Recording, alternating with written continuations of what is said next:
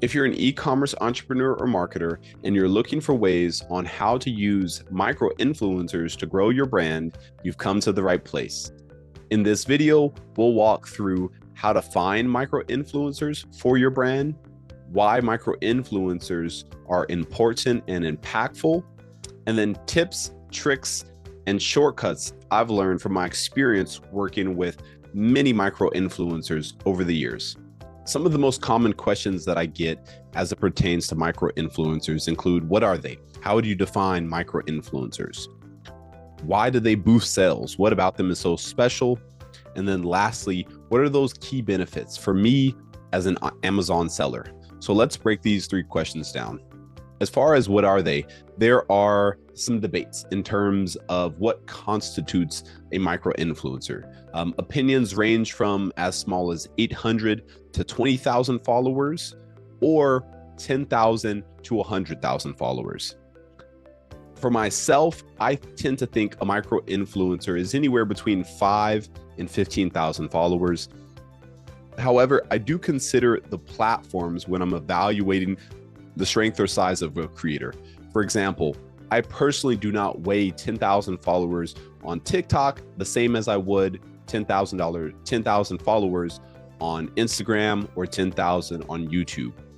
In my experience, it's a bit easier to grow on certain platforms than others. A following on certain platforms may be less engaged than on others, or if you have a large following on one platform, that does not mean that you're reaching the same amount of people or you're able to engage the same amount of people that you would on another platform. So for this reason, not all followings are created equal. In terms of the second question I tend to get a lot is, why do they boost sales? What is so special about micro-influencers compared to other types of creators or affiliate influencers? So I think there's three things that stand out to me about micro-influencers specifically. One, niche targeting. One of the benefits of micro-influencers is that they're typically more targeted to a particular niche. So this means that the demographics of their audience can vary, can be very specific in terms of who they're reaching and where those people are located in the profile, and that this can help you as a entrepreneur or marketer narrow down who am I going to be reaching with this content. Another aspect is authenticity and trust. One of the other benefits using micro-influencers as compared to using some of the larger creators is that they tend to feel far less advertisement driven. They're not getting as many offers to do, partnerships and brand collaborations. And so a lot of their content is not driven by ads. It's driven by content that is focused on engagement with their audience and content that is helping them grow and expand their audience. So it tends to give viewers and followers and fans a bit of comfort knowing that this person is actually posting content for the sake of its fans and its viewers, and they're simply not bought out by advertisers or companies. And so with that comes authenticity and trust. And then lastly, higher engagements. And what I mean by this is more in terms of percentage. They tend to be, because they're in the growing stages, their engagement rates tend to be higher because of the kinds of content that they're putting out. Again, they're focused on engagement with their community. They're focused on depth as opposed to just straight reach and top line numbers, such as views, impressions, things of this nature. Smaller creators usually reach a larger percentile of their audience than larger creators. You can see as creators grow in size, if you have analytic capabilities, or if you're able to do research and compare the two, you'll tend to see that the larger a following, the less the engagement rate is between or of a creator. So when you compare the two, micro creators tend to have higher engagement rates than typically larger creators with massive followings. And then lastly, the last out of the 3 points is, or the last question I tend to get is, what are those key benefits for Amazon sellers? And I think it's broken down really into two simple things. It's more cost effective and the UGC element. As far as Amazon, if you're an Amazon seller, micro influencers will almost always be more cost effective than larger scale creators. That largely has to do with, the amount of deals that they're getting, the quality of deals that they're getting, and obviously the size of their following, and prices tend to be accordingly to those. And then lastly, smaller creators, micro creators, tend to be open to producing UGC for brands, user generated content, whereas larger creators are a lot more particular about brands using their likeness to create content. So, these two elements make them uniquely attractive for Amazon influencers, as well as just recapping some of these other questions about boosting sales. Why did they do it specifically, and what are they? What constitutes them?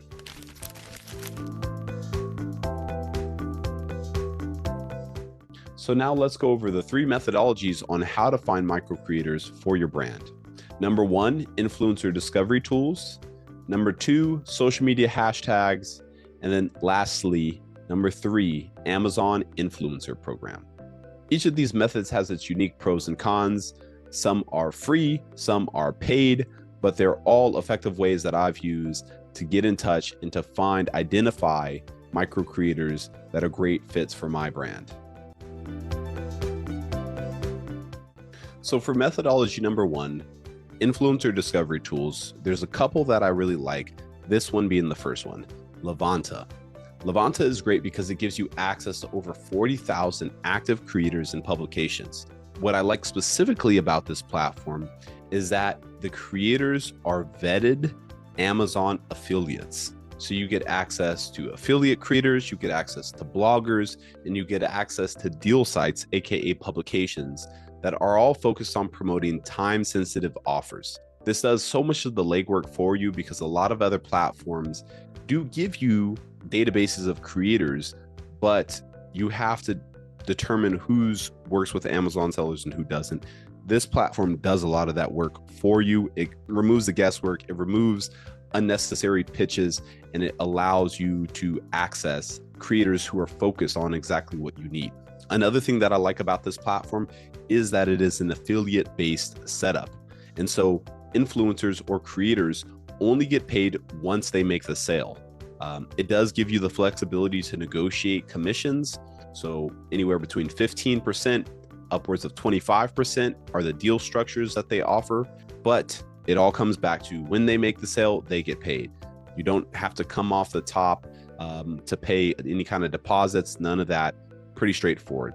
What I also like about this is that it's super scalable, that when it comes times for tax season or when it comes time to make payments, all of this stuff is built in. They have automated 1099s, and they collect all of that tax information, as well as billing. All of that is handled in-house on the website. In terms of the price point, they are about $150 per month, plus 5% of all affiliate sales. So certainly not the cheapest option. However, if you do have some room in your budget, this is going to save you a ton of time because it keeps you focused on creators that are serving Amazon brands and sellers. Also great for Walmart sellers as well, as this is something that they've recently added to their features. The second platform we have is Upfluence. I like Upfluence for a handful of reasons, all different than why I like Levanta. What I like about Upfluence is that this platform specifically offers AI-driven discovery. And so this really helps you vet creators through its advanced filtering systems and its AI features. It helps you narrow down audience demographics, brand affinity, engagement, and quality content behaviors. And so what this means is that it's just more precise in terms of matching you and what you're looking for based on the data and its ability to scan and interpret its database. And so it's efficient, it's quick, and it helps narrow the scope down for you, and it gives you a set of recommendations as opposed to having to do a lot of the work manually. Additionally, one of the features that I like that they have is they help you by creating landing pages that allow you to attract influencers and creators to your own brand. So they believe that if there are creators who are already familiar with your brand, it's best to find ways to bring them out of your audience into a partnership. They do that by these custom landing pages that help you extract those creators from your following and bring them into your creator management system to work on campaigns and collaborations together. And then lastly, what I like about Upfluence is their focus on analytics. They're focused on campaign results. They're focused on reporting. It's all custom, and you can easily create reports for yourself or your bosses or your clients. And it allows you to combine the data of sales with the data of social media to get the most accurate picture on how your campaigns and how your creators are performing and how you can make optimizations based on that information.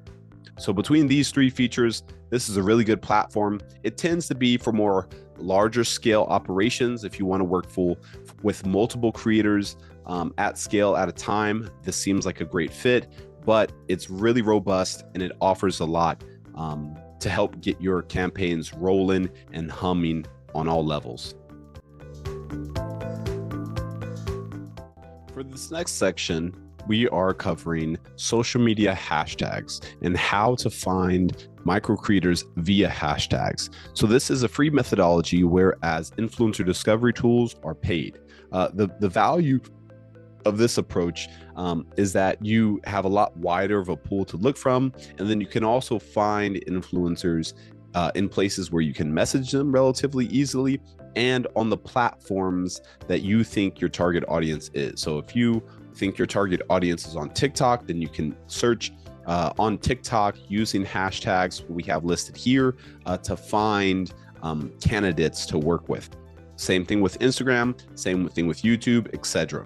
The goal is to create a list of hashtags that are within your niche or that have to do with your specific platform. If you're a Walmart seller, got it. If you're an Amazon seller, here you go. And the focus is you want to take these to these respective platforms, and you're going to have to spend some time looking through the search results to find, what creator seems like they could be a potentially good fit.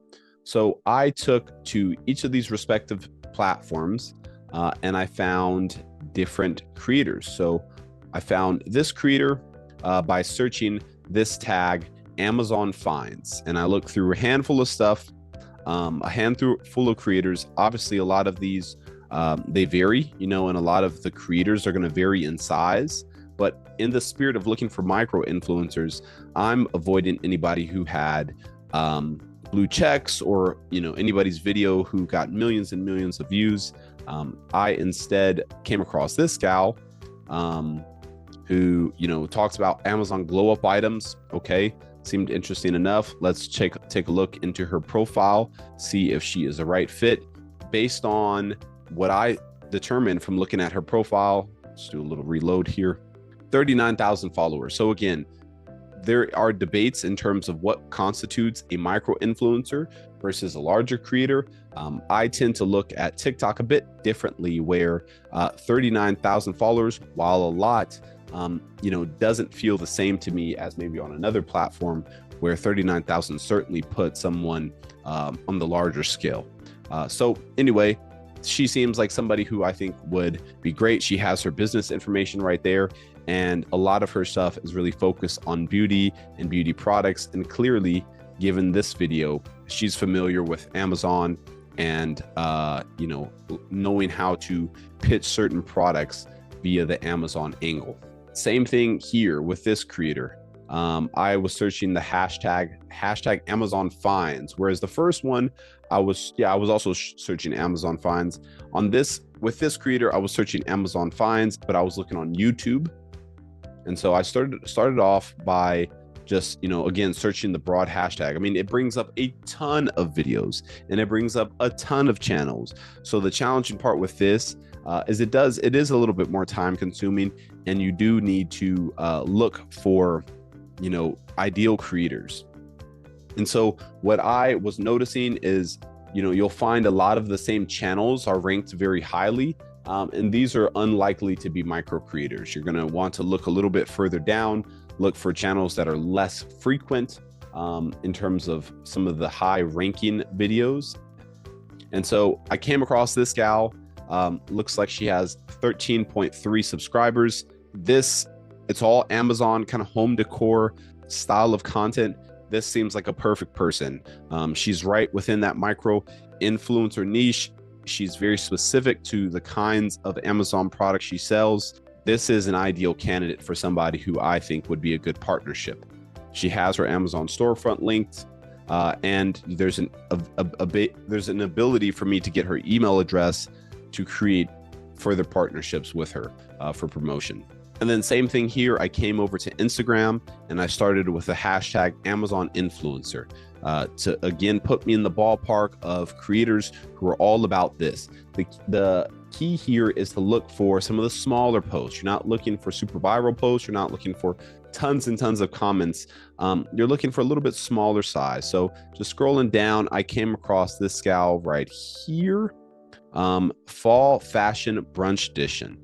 10 comments, nothing too huge. Click through to her profile, and this is in the micro influencer range, 3,800 followers. But what I like about it is that it's all pretty focused. The content is focused on fashion, it's focused on lifestyle, it's focused on brunch, and you can tell by the hashtag that she's using that this is what she is working towards. She's all about Amazon content and partnerships, etc. So these are ideal kinds of creators that you want to be looking for. Again, you can start with these hashtags, and you may even need to do a combination of a hashtag like Amazon shopping with another hashtag that is more attuned to your industry or your niche. For your brand, and you can pair the two and work the search results. Ultimately, you're going to have to sort through a ton of different creators and content, but again, this is the free way, so it does take a bit more work on your end, but they are out there, and there are a lot of creators who are looking for deals to work with brands like yourself. As far as methodology number 3 goes, for methodology number 3, this is Amazon's influencer program. If you're serious about collaborating with influencers, Amazon's influencer program is a great place to start. This program lets creators build their own personalized storefronts where they can showcase products that they love and recommend to their followers.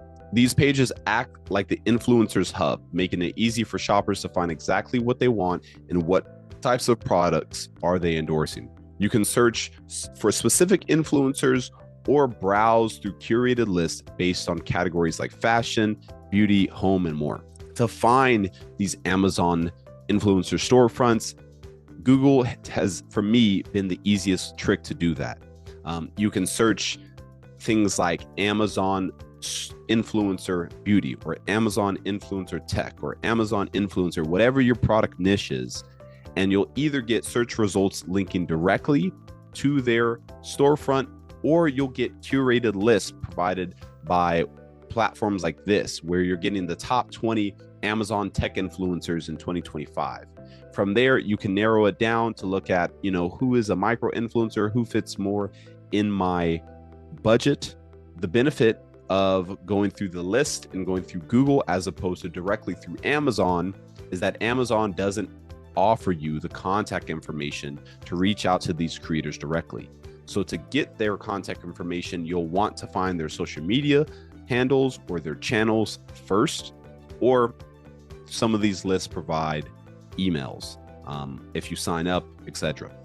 So that's the best way that opens that avenue for communication.